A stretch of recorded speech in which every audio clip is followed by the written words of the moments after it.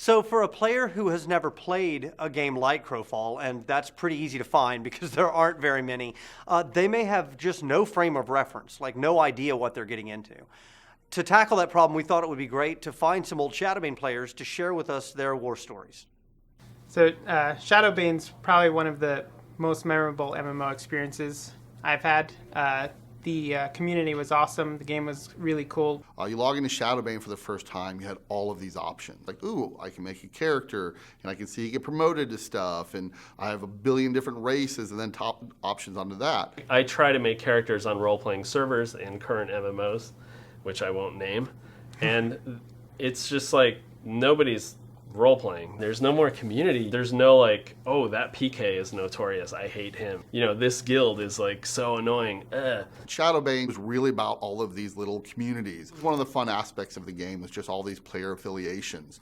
Seeing the little guild crest, right above their head and going, oh crap, that's X-Lords, or that's Covetous Crew, or Sin, or any of these other guilds. The politics in the game was really interesting. Like, I would get home and be like, oh, let me check like what they're on our hunting grounds. Who are these guys? Who do they think they are? It wasn't so much about fighting monsters, it was fighting other people. I was like in one of the merchant cities that a player made. There was no weapons allowed in the city at any point. They made that clear.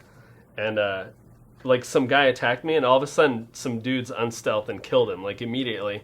And I realized there was like guys hiding all around me to protect people that were shopping there. And I was like, this is the most awesome thing ever. I mean, this is all player-created stuff. It evolved over time. In Shadowbane, you could log into your city, but that didn't necessarily make you safe. So the moment you came in, you were already sort of a little bit on edge. Actually, one time, Joe was hunting in our hunting ground. We were trying to like talk it out, and I was trying to like not get him killed. So it was like going all right, but it was kind of tense. And then one of the guys in my guild just went ahead and killed him. And yeah, we were trying to have a role-playing moment, but they didn't know that. So they were like, Urukai died.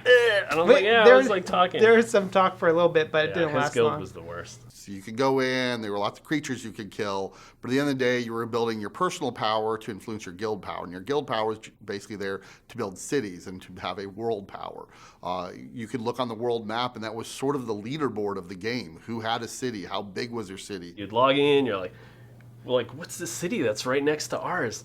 Let's go investigate. They seem kind of hostile. He didn't talk to me. And then, of course, they declare war on you and attack your city. The best part is once you have your city built up, you have a neighbor, maybe you bring them a cake, maybe you bring them some siege hammers.